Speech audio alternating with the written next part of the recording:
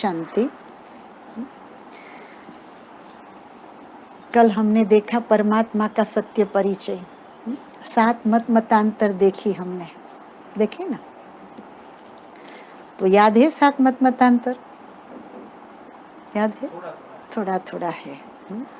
तो पहली मतांतर थी हमारी, पहली प्रकृति परमात्मा है। दूसरा है, सुनो ना, मुझे माइक दे दो, छोटे वाला। हाँ, यहाँ ले आओ, छोटे वाला माइक है ना हमारा, ले आओ। दूसरी मत थी हमारी कि परमात्मा सर्वव्यापी है। तीसरी आत्मा सो परमात्मा। चौथा ब्रह्म ईश्वर। पांचवा जितने भी देवी देवता हो गए सब परमात्मा है ना? छठा परमात्मा निराकार है लेकिन नाम रूप से न्यारा है। और 7वीं मत थी नास्तिक मत। एकदम क्लियर है सबके माइंड में अभी तो। और 5 कसौटी थी। पहली कसौटी थी परमात्मा किसको कह सकते हैं? जो सर्व धर्म की आत्माओं को मान्य है, मानती हो, उसको परमात्मा कह सकते हैं। दूसरा परमात्मा किसको कह सकते हैं? जो सर्वश्रेष्ठ हो, जिसका कोई माता पिता टीचर गुरु नहीं हो। तीसरा परमात्मा किसको कह सकते हैं? जो सर्व चक्रों से पर हो, हाँ, सर्वोपरि जिसको कहते हैं। चौथा परमात्मा कहते हैं सर्वज्ञ त्रिकालदर्शी। और 5वां सर्वगुणों का, शक्तियों का, ज्ञान का सागर, उसको परमात्मा कह सकते हैं।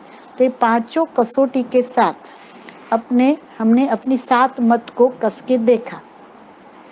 तो 7 में से कोई भी चीज नहीं बैठ रही है।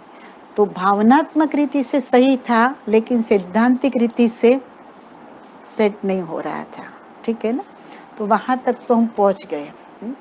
अभी आगे जो थोड़ा 10 मिनट का बाकी था परमात्मा के परिचय में, कि परमात्मा के 3 देवों को रचते हैं, ब्रह्मा विष्णु और शंकर। वो भी हमने देखा। ब्रह्मा देवताय नमः, विष्णु देवताय नमः, शंकर देवताय नमः, लेकिन शिव परमात्माय नमः। तो इसका अर्थ क्या हुआ कि ब्रह्मा विष्णु शंकर भी शिव की रचना है। शिव की रचना है। परमात्मा पिता है, शिव परमात्मा पिता है। ब्रह्मा विष्णु शंकर भी देव है, देवता है, लेकिन वो उसकी डायरेक्ट रचना है। इसीलिए शास्त्रों के अंदर ब्रह्मा विष्णु शंकर का भी पिता नहीं दिखाया है। अब देखना, क्योंकि वो डायरेक्ट परमात्मा शिव की रचना है, इसीलिए। तो आगे हम देखें कि तीनों के द्वारा परमात्मा स्थापना, पालना और विनाश का कर्तव्य कराते हैं। तो ब्रह्मा को कैसा दिखाया है?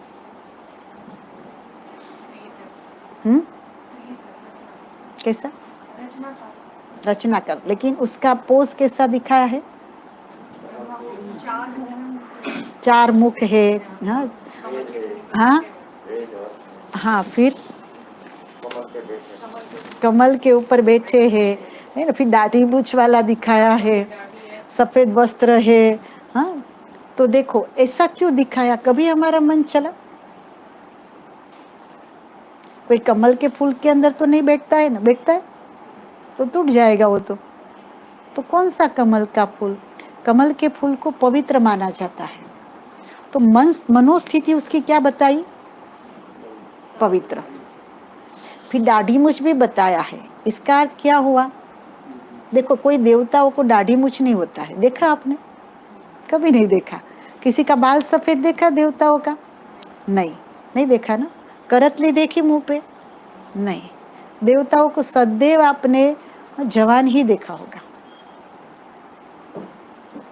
बचपन से लेके बड़े हुए तक भी वो जवान ही है। कोई भी देवता ले लो। तो फिर ब्रह्मा का स्वरूप ऐसा क्यों? और फिर भी हम कहते उसको देवता।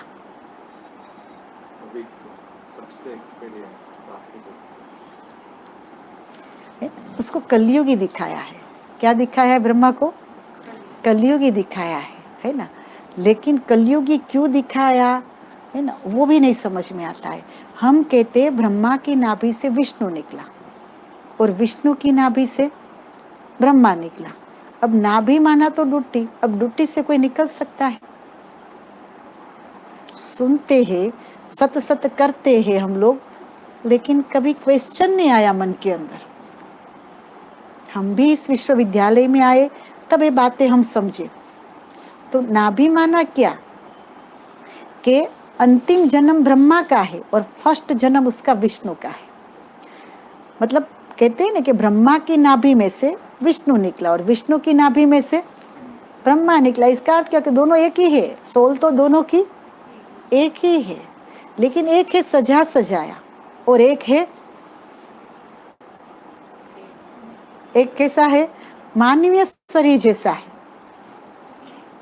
ना। शिव के पास नंदी दिखाते हैं ना कि नहीं दिखाते हैं, है ना। नंदी को धारण किया, मतलब उसका शिव का नंदी कौन?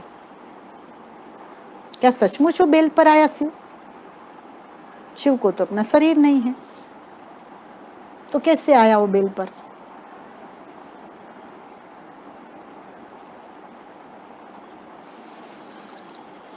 बहुत बड़ा एक सीक्रेट है जीवन का। अगर इस सीक्रेट को समझ लिया तो सारा राज ओपन हो जाएगा, समझे। इसने गीता में कहा है कि हे अर्जुन, तुम अपने जन्मों को नहीं जानता है, मैं तुम्हारे जन्मों को जानता हूँ। मैं तुम्हारे अंतिम जन्म में, अंतिम समय में सोचना और समझना दोनों, अंतिम जन्म में, अंतिम समय में प्रवेश करता हूँ। क्या करता हूँ? क्या करता हूँ? उसने कब कहा कि मैं घोड़ा गाड़ी पर आता हूँ? उसने कब कहा मैं घोड़े गाड़ी पर आता हूँ? मैं तुम्हारे अंतिम जन्म में, अंतिम समय में प्रवेश करता हूँ और प्रवेश करके मैं तुम्हें वो राजयोग सिखाता हूँ कि जिससे तुम फिर से राजाओं का भी राजा बन जाते हो। एक एक शब्द को पकड़ो, क्योंकि हमारी लिसनिंग कैपेसिटी बहुत कम होती है। तुम फिर से शब्द आया, क्या आया? इसका अर्थ क्या हुआ? पहले भी मैंने तुम्हें बनाया था, इसके पहले भी मैंने तुम्हें बनाया था। तो जब जब धर्म की ग्लानि होती है तब तब मैं इस धरती पर अवतरित होता। हे अर्जुन, अर्थात हे धारण करने वाली आत्मा, मैं पर काया प्रवेश करता। क्या करता हूं मैं?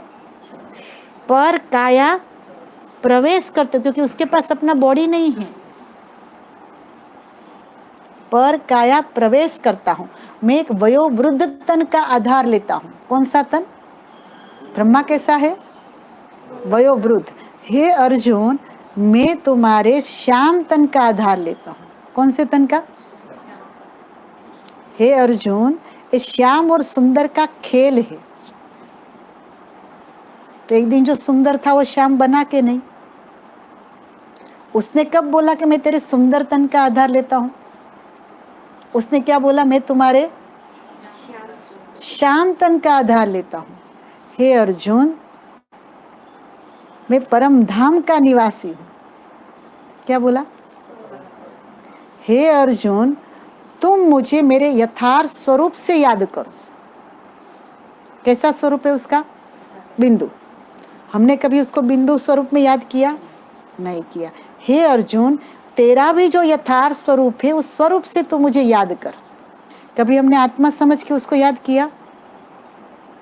नहीं किया। हे अर्जुन, तुम मुझे मेरे गुण और शक्ति सहित याद कर।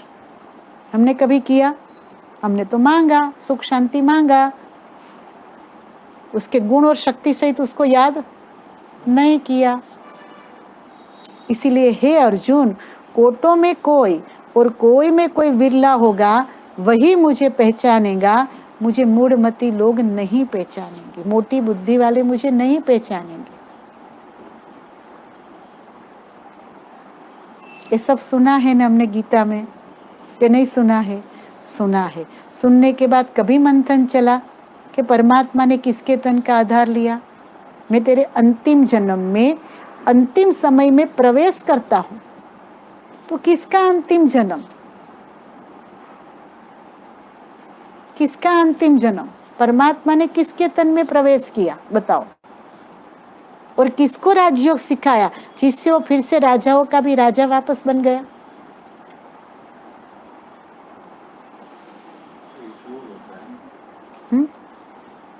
एक जीव होता है जो जब वो अंतिम टाइम में आते हैं उनका। हे अर्जुन, अर्थात हे धारण करने वाली आत्मा, तू तेरे जन्मों को नहीं जानती है, मैं तेरे जन्मों को जानता हूं।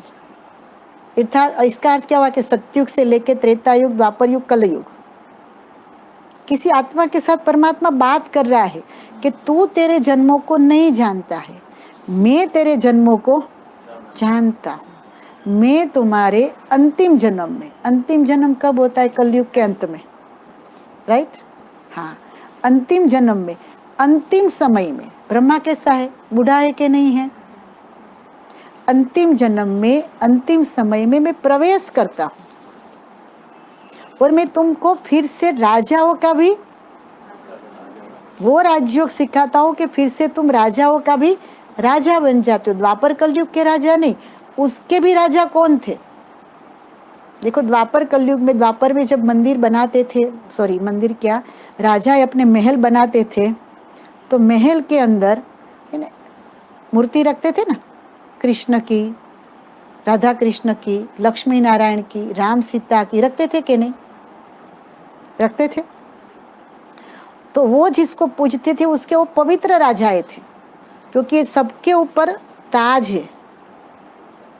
राधा कृष्ण देखो, कृष्ण देखो, लक्ष्मी नारायण देखो, राम सीता देखो, सबके ऊपर ताज है कि नहीं है? हे अर्जुन, मैं तुम्हें डबल ताजधारी बनाता हूं। कितना?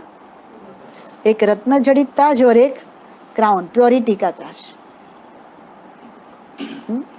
तो तेरे अंतिम जन्म में प्रवेश करता हूं, तेरे श्याम तन का आधार लेता हूं, सुंदर तन का नहीं, और मैं तुम्हें श्याम में से सुंदर बनाता हूं। क्या बोलते हैं? तो शरीर को सुंदर बनाया कि आत्मा को सुंदर बनाई? तो आत्मा अभी क्या बन गई है? श्याम, इम्प्योर, पतित, समझे? इसीलिए हम दुखी और अशांत हैं। अभी वही आत्मा को हमें क्या करना है? श्याम में से सुंदर बनानी है। तो इम्प्योरिटी चली गई, 5 विकार चले गए, 7 गुण आ गए। तो देवताओं के पास क्या था? 7 गुण 100% था, 5 विकार का नाम निशान नहीं था। इसीलिए भारत भूमि स्वर्ग भूमि थी। फिर से हमें भारत को स्वर्ग बनाना है। तो जो पहला जन्म है वो विष्णु का है, और लास्ट जन्म वही सोल जब सुंदर में से श्याम बनी तो ब्रह्मा कहलाई। भगवान ने उसके तन का आधार लिया, शिव परमात्मा ने उसके तन का आधार लिया और उसका नाम रखा प्रजापिता ब्रह्मा, और ब्रह्मा के द्वारा नई सृष्टि का सर्जन, स्थापना कर रही। तो वही जो विष्णु है 4 भुजा वाला दिखाया है। अब 4 भुजा वाला कोई विष्णु होता है? 4 भुजा वाला कोई मनुष्य होता है क्या? नहीं होता है। तो 2 भुजा लक्ष्मी की, 2 भुजा नारायण की है। कौन है वो? श्री लक्ष्मी, श्री नारायण। अब उसका बचपन का रूप क्या है? राधा कृष्ण। इसीलिए तो हम गाते हैं, जहाँ डाल डाल पर सोने की चिड़िया करती थी बसेरा, वो भारत देश था मेरा, जहाँ हर नर नारायण जैसा था, हर नारी लक्ष्मी जैसी थी, हर बालक कृष्ण जैसा था, हर बालक की। तो इसका अर्थ क्या हो कि बालक बालिका बड़े हुए, स्वयंवर के बाद नाम चेंज हो गया, श्री लक्ष्मी श्री नारायण बन गए।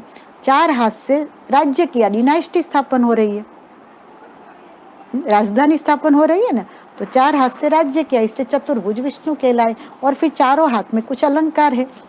अब कोई अलंकार लेके नहीं घूमेगा, उसका आध्यात्मिक रहस्य क्या है अलंकार का? एक है शंख, एक है स्वदर्शन चक्र, वो हमें कल सीखना है, स्वदर्शन चक्र। एक है गदा, एक है कमल का फूल। अब ऐसे कोई 4 हाथों में देवता लेके घूमते हैं क्या? ऐसे थोड़े कोई घूमते हैं, नहीं घूमते। वो एक एक चीज का कोई रहस्य तो होगा ना आध्यात्मिक। तो एक है शंख। अब 2 दिन से दीदी क्या कर रही है? इस शंख का काम हो रहा है कि नहीं?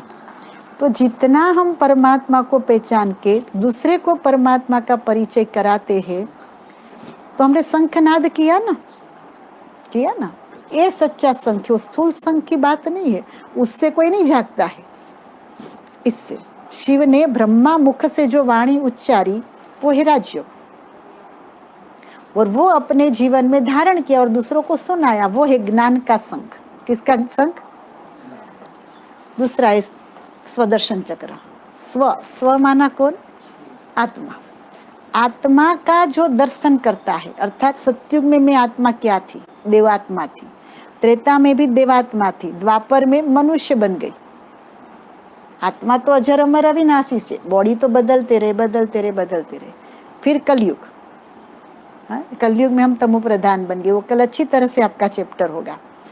तो कलयुग के बाद आया गुप्त युग। अभी दुनिया वालों के लिए कलयुग है, लेकिन जो परमात्मा को पहचान लेता है वो क्या है? संगम युग है। उसके लिए संगम माना आत्मा परमात्मा का मिलन। जब तक शिव का और जीव का मिलन नहीं होता है, आप कितनी भी भक्ति कर लो, जब तक वो दोनों का मिलन नहीं होता है, तब तक आत्मा का शुद्धिकरण नहीं होता है। और इसीलिए तो आत्मा भक्ति करती है कि कहीं ना कहीं मुझे परमात्मा मिल जाए। जब दोनों मिले तो वो तो पारसनाथ है, तो लोहा पारस के साथ रहेगा, सोना बन जाएगा। तो हमारी आत्मा लोहे जैसी हो गई है, उसके साथ हम मिलन मनाएंगे तो हम पारस बनेंगे ना। इसीलिए पहला और दूसरा दिन हम आत्मा और परमात्मा का लेसन कराते कि पहले परिचय तो करो, है ना। कोई भी जिसकी शादी करते हैं ना दो लोगों की, तो भी पहले परिचय कराया जाता है और फिर संबंध जुड़ता है। ऐसे थोड़ा जुड़ जाता है। जब एक दूसरे को पहचानेंगे नहीं, पसंद नहीं आएंगे, तब तक दोनों कैसे मिलेंगे, कैसे फिर याद करेंगे,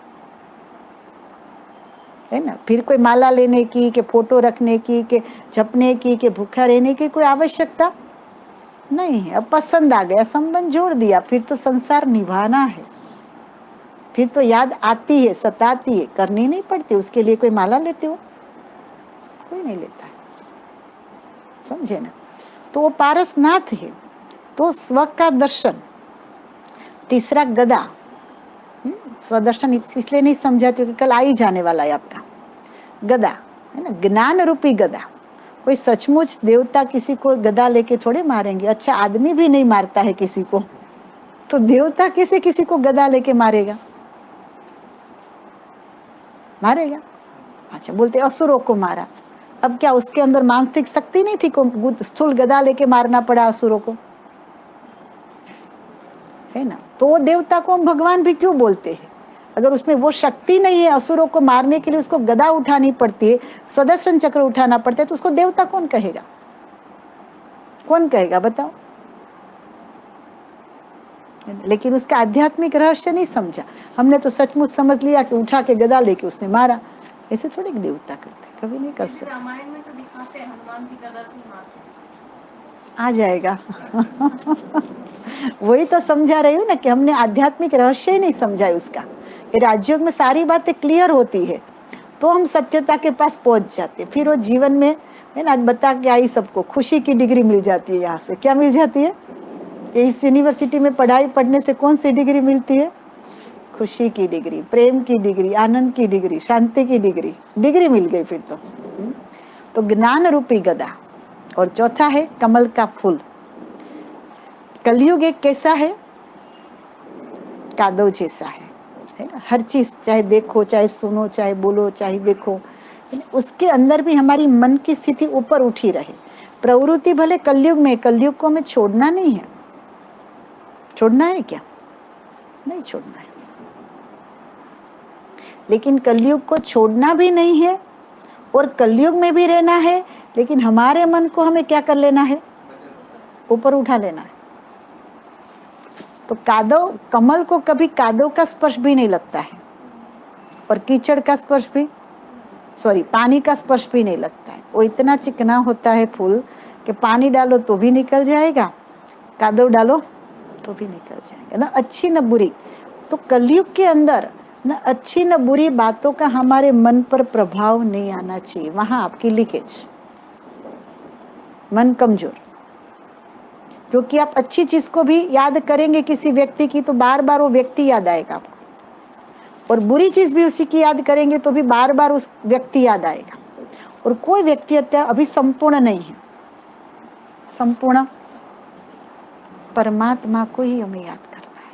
इसलिए कमल का फूल कि जो किसी के बुरे अच्छे प्रभाव में नहीं आते हैं, वही दूसरे को दे सकता है, वो सबको दे सकता है।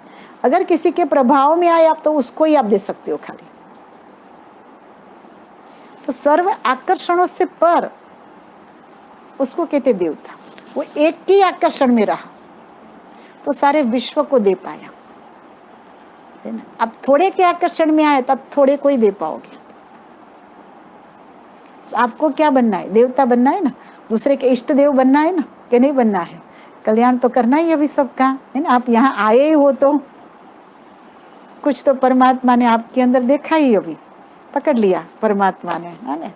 तो ये 4 अलंकार हमारे।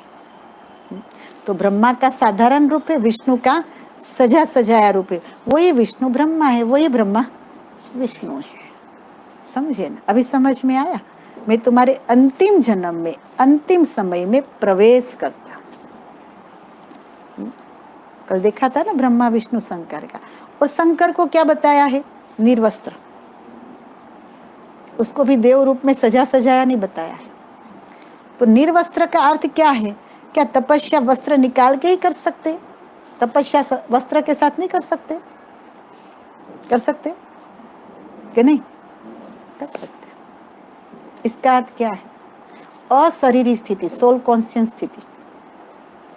शरीर नहीं समझो, आत्मा समझ के तपस्या करो, तब आपका तीसरा नेत्र खुल गया है ना। तो आप इस शरीर को भूल के परमात्मा को आत्मा समझ के याद करेंगे तो तीसरा नेत्र खुला। इसका अर्थ क्या हुआ? आपके अंदर की लंका जल गई,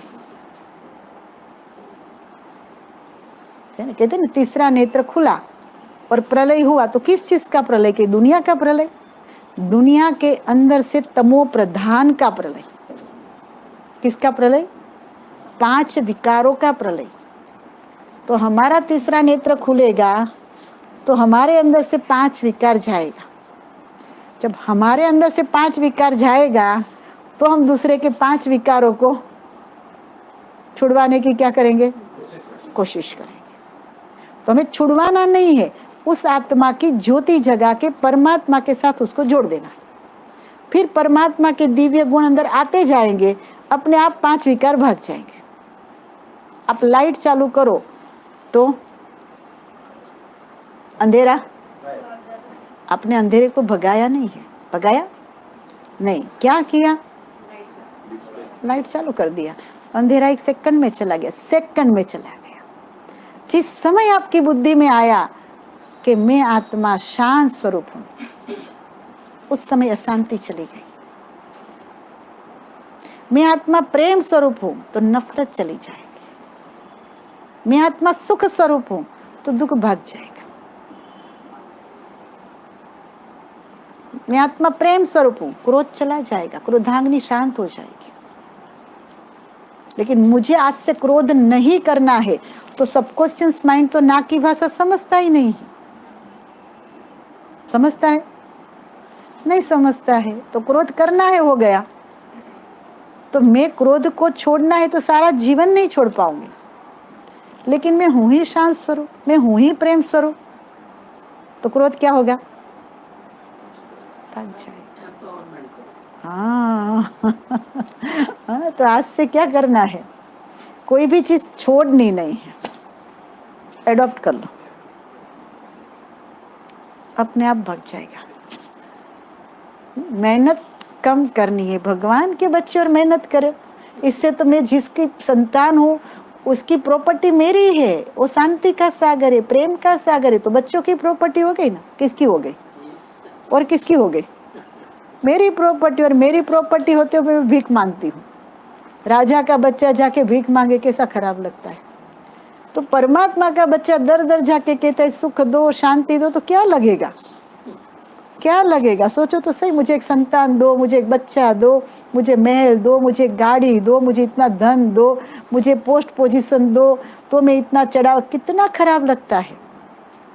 आज से मांगना बंद, बंद ना, बिल्कुल नहीं मांगना है।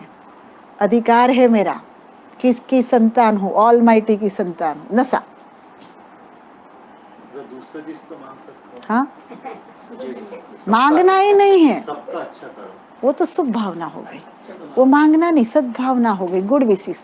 जब आपके अंदर ये सब सारी चीज आ जाएगी ना, तो अपने आप आपका जो एनर्जी है ना, वो रेडिएट होना शुरू हो जाएगी सारे विश्व के अंदर, अपने आप फैलेगा।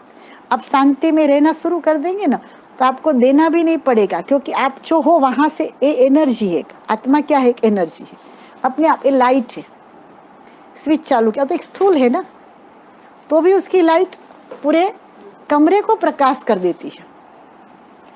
तो आत्मा तो सबसे पावरफुल लाइट है, तो वो जैसी होगी वो अपने आप रेडिएट होगा, दूसरे तक जाएगा ही जाएगा। आपको क्यों दीदी के पास आके बैठना अच्छा लगता है? चलो बताओ।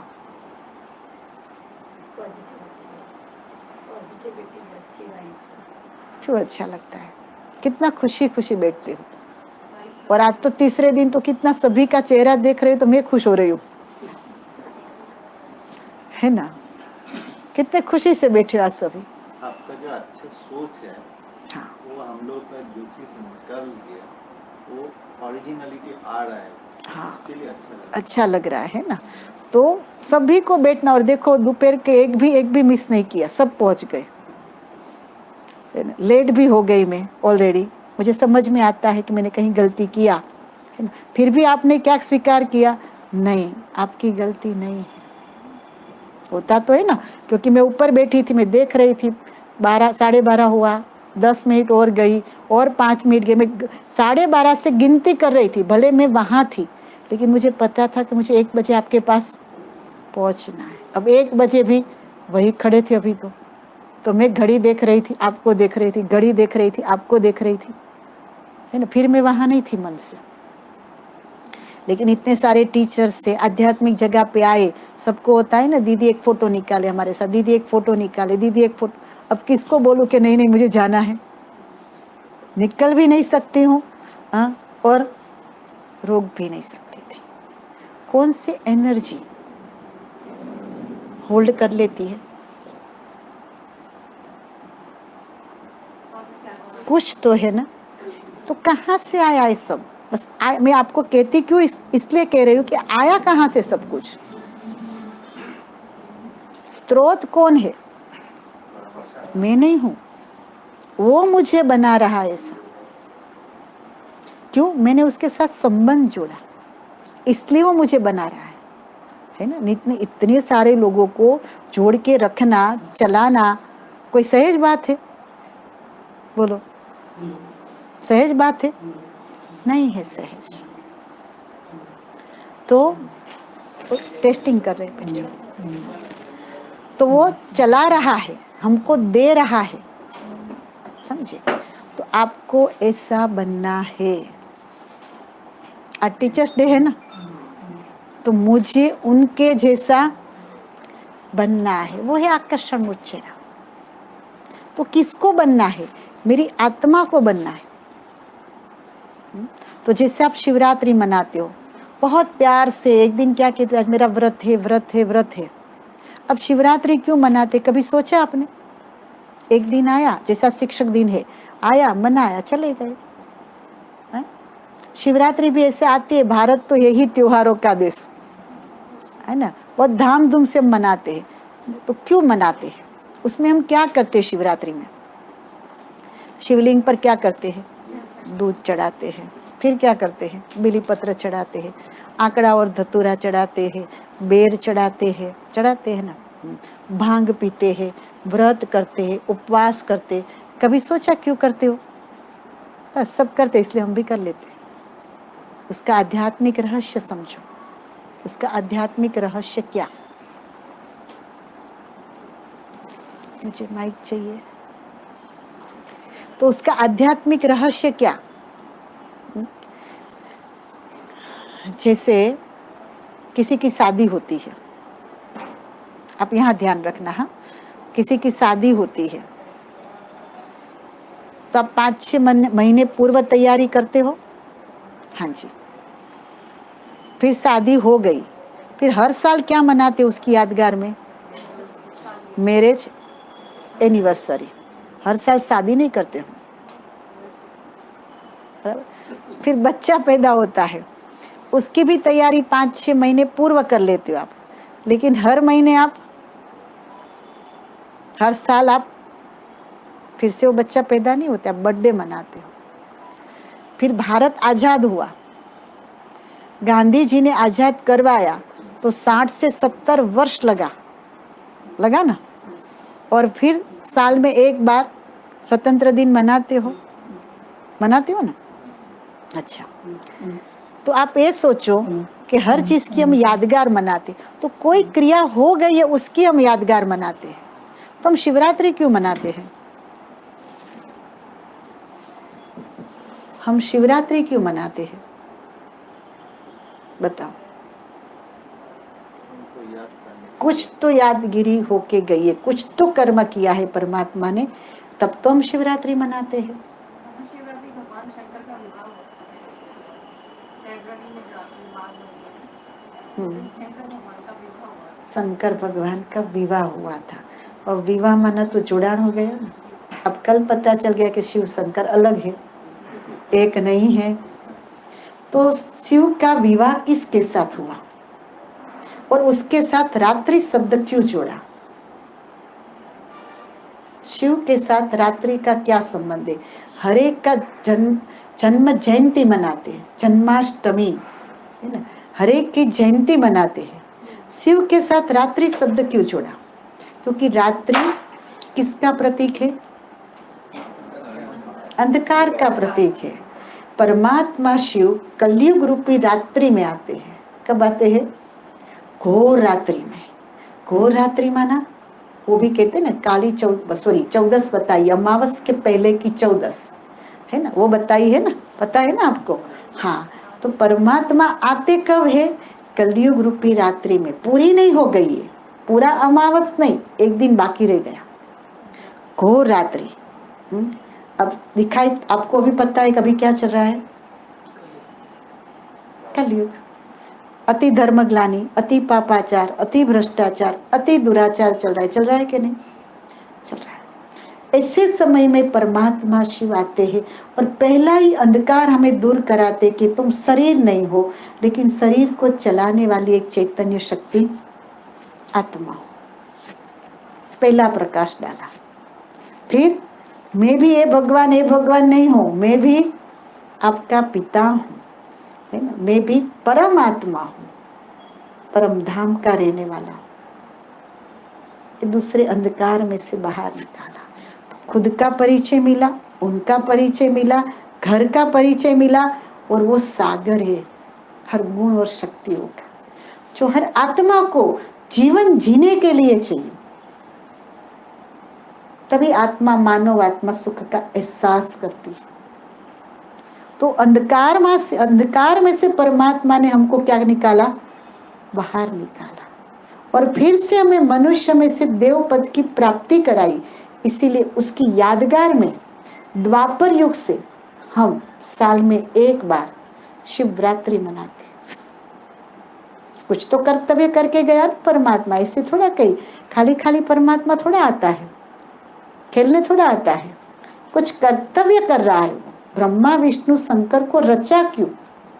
कुछ कर्तव्य के लिए रचा ना, स्थापना, पालना और विनाश। विनाश किस चीज का? तमो प्रधान दुनिया का। स्थापना किसकी? सतो प्रधान दुनिया की। कहाँ स्थापना की? यहाँ। विनाश भी कहाँ किया? यहाँ। समझ रहे मेरी बात है ना? 5 विकारों का विनाश है अर्जुन में। अधर्म का विनाश करने के लिए आया। किस चीज का विनाश? और सत्य धर्म की स्थापना का आया। सत्य धर्म क्या है? शांति है, प्रेम है, आनंद है, शक्ति है, ज्ञान माना विजडम है, ब्लिस है, आनंद है, ये सत्य धर्म है। मैं सत्य धर्म की स्थापना का चाहता हूँ।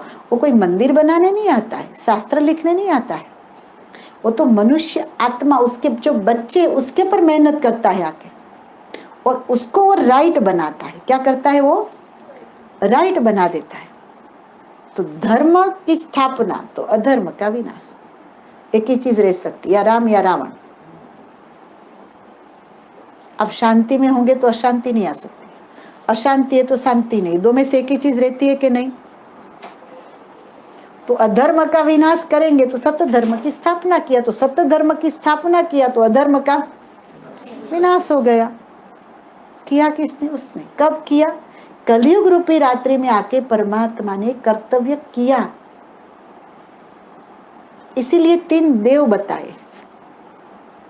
तो शिवरात्रि, अच्छा फिर हम क्या करते? उपवास करते। शिवरात्रि उपवास करते हैं ना। अब उपवास माना क्या? कि शरीर को भूखा रहने से परमात्मा मिल जाएगा। क्या परमात्मा ये कहते कि आप अपने शरीर को भूखा रखो तो ही मिलूंगा मैं?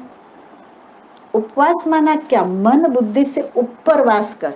जब तक कलयुग रूपी रात्रि पूरी नहीं होती है तब तक हे अर्जुन तू मन बुद्धि से कहाँ कर? ऊपर वास कर। उसको कहते सच्चा उपवास। उपवास उसने कहा वो उपवास। हमने कौन सा उपवास कर लिया? देखो कहाँ कहाँ गलतियां किया है हमने। फिर उसने कहा कि जब तक कलयुग रूपी रात्रि पूरी नहीं होती अर्जुन, तब तक तू जागते रहना, आत्मभान में, सोल कॉन्शियस स्थिति में रहना। हमने क्या किया? 2 आंखों का जागरण 1 दिन के लिए किया। अब 2 आंखों का जागरण तो चोर भी कर सकता है, बीमार भी कर सकता है, शादी है वो भी कर सकता है, जिसको धन कमाना है वो भी कर सकता है कि नहीं? दुर्गा को बोलो ना सबके लिए चाय रख दे, तो वो भी कर सकता है। आपा पसाना। तो 2 आंखों का जागरण करने के लिए नहीं कहा है परमात्मा ने। कौन सा जागरण करने के लिए किया? 31 आंख जो है वो, अर्थात मैं आत्मा हूँ, मैं एक महान आत्मा हूँ, मैं एक श्रेष्ठ आत्मा हूँ, मैं एक पवित्र आत्मा हूँ, वो जागरण करने को परमात्मा ने कहा और हमने कर दिया वो जागरण। फिर व्रत, परमात्मा ने कहा कि जब तक कलयुग रूपी रात्रि पूरी नहीं होती है तब तक नकारात्मक वृत्तियों का व्रत रख दो। हमने कौन सा व्रत किया? वो व्रत कर दिया। परमात्मा ने कहा कि शिवलिंग पर हम क्या चढ़ाते हैं? धतूरा और आकड़ा। शिव को बहुत पसंद है। परमात्मा ने कहा कि तू, धतूरा और आकड़ा कैसा है? एक कड़वा है, एक जहरीला है ना? अब वो फल चढ़ाने से कोई शिव प्रसन्न हो जाएंगे? क्या मूर्खामी किया हमने। परमात्मा ने कहा कि जब तक कलयुग रूपी रात्रि पूरी नहीं होती है तब तू तेरे जीवन में से 5 विकार का त्याग कर, वो मेरे पर अर्पण कर। अच्छा, चाय सभी पीते हैं ना? आप नहीं पीते हैं, बाकी सब। आप चाय नहीं पीते हैं, 2 लोग नहीं पीते, बाकी सब पीते हैं। और कोई फीकी लेता है? आप फीकी। कॉफी? चाय फीकी। कॉफी, आप कॉफी लेंगे? भाई सुनो, 2 कॉफी है, 1 फीकी चाय है, बाकी चाय ही है। देखो कितने भाग्यवान हो, कितने भाग्यवान हो, है ना? परमात्मा को ये भी समझ में आता है कि मेरे बच्चे खाना खा के बैठे हैं। नींद आएगी।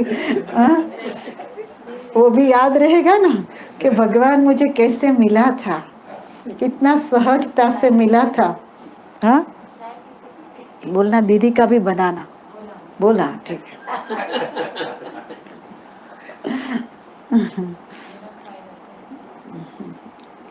थोड़ी एनर्जी मेरी लो हो गई थी, सच बताओ, इसलिए माइक पकड़ लिया हाथ में, क्योंकि कंटिन्यूस बोलना रहता है ना। जो ग्लो है ना सुबह हम देखते हैं, आज आपका थोड़ा डाउन क्योंकि सवेरे से बोल ही कर रही हूँ, कंटिन्यूस एनर्जी फ्लो हो रही है ना, तो इसलिए मैंने बोला कि मेरे लिए भी बनाना ऐसा। नहीं नहीं, ऐसे तो कोई प्रॉब्लम नहीं है। आप 5 मिनट खाना खा के आइए। नहीं, खाना नहीं खाना है, खुशी है। आपका एनर्जी हम लोग ले लेंगे। आप खाएंगे तो हमको मिलेगा। हमारे खाना जो है ना, हमारी एनर्जी वो ले लेंगे। दीदी को सेवा का बहुत शौक है ना, कैसे, हाँ बहुत समय कम है हमारे पास। उसको ऐसा बोला मेरा अकेली दूध की कॉफ़ी बनाना, हाँ लेकिन अंदर चीनी जरूर डालना, पानी नहीं। समाई के ना दूर रखेंगे ना तो अच्छा होगा, वो इसमें से हवा है ठीक है, ग्लूकोज का पानी दे दीजिए। कॉफ़ी पी लूँगी, थोड़ी कॉफ़ी पी लूँगी, है ना। तो अच्छा सुनिए, अभी हम आगे जाते हैं। तो धतूरा और आंकड़ा चढ़ाते हैं। परमात्मा ने कहा हमें कि क्या करना है तुम्हें, तुम्हारे जीवन से 5 विकार मेरे पर अर्पित कर दो। हमने क्या कर दिया, आंकड़ा और प्रकृति का फल लिया, आंकड़ा और धतूरा वो उसके पर चढ़ा दिया, हाँ बात खत्म। भगवान ने कहा किसी से बेर नहीं रखना, हमने कहा शिव को बेर बहुत पसंद है तो बेर जाके रख दिया। भगवान ने कहा कुछ और, हमने किया कुछ और। फिर कैसे प्राप्ति होगी। भारत का मटका जो हीरे जवाहरत से भरा हुआ था, धन धान्य से संपन्न था, भारत भूमि स्वर्ग भूमि थी, क्या हो गया, क्या हो गया, खाली क्यों हो गया मटका। समझ रहे ना, भगवान ने कहा था नारायणी नशा रखना, नर ऐसी करनी करे तो श्री नारायण पद को प्राप्त करे, और नारी ऐसी करनी करे तो श्री लक्ष्मी पद को प्राप्त करे। तो वो नशा हमें रहना चाहिए। हमने कौन सी भांग पी लिया, वो भांग का नशा किया। और भगवान ने कौन सा नशा करने को बोला था, नारायणी नशा, और हमने किया कौन सा नशा, वो भांग वाला नशा। देखो लेकिन दीदी हम गलत है, क्योंकि शास्त्र में लिखा है कि तुम ऐसा करो ऐसा करो, हमने किया है। सुनो सुनो, एक तो बहुत अच्छी कहानी सुनाती हूँ बाद में, कि एक पुजारी था, वो आरती की थाली लेके घूम रहा था, और उसके बाद सब ने कुछ न कुछ डाला, तो एक भाई ने 50 की नकली नोट डाल दिया। सब हंसने लग गए, देखो इसने नकली नोट डाली है। पुजारी हंस रहा है।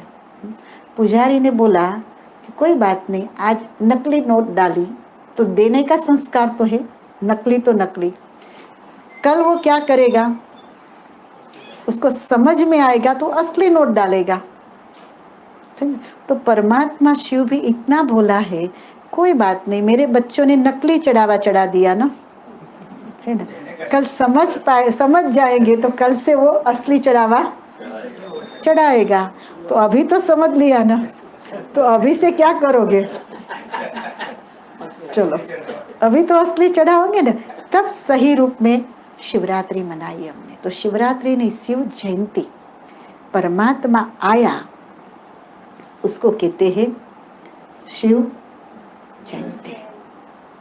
किसके तन में आया, किसके तन में आया, कृष्ण के श्याम तन में।